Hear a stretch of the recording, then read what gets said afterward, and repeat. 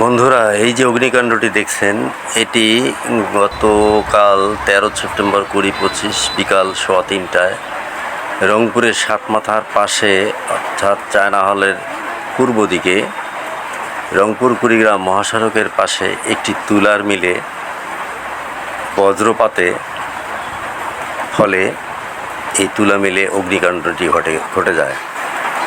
এতে তুলা মিলটি সম্পূর্ণ পুড়ে যায়, যদিও কোনো হতাহতের ঘটনা ঘটেনি সেখানে।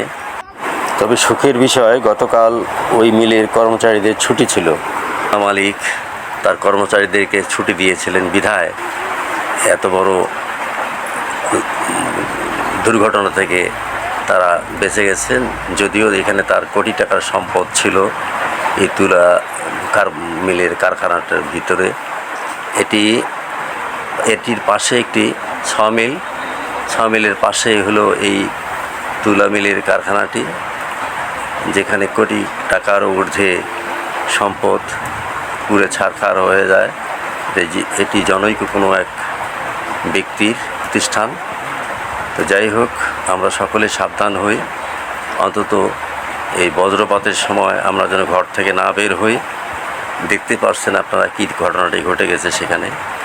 আজকেও 14 সেপ্টেম্বর 2025, আকাশ প্রচণ্ড খারাপ, চারিদিকে মেঘের গর্জন। ধন্যবাদ।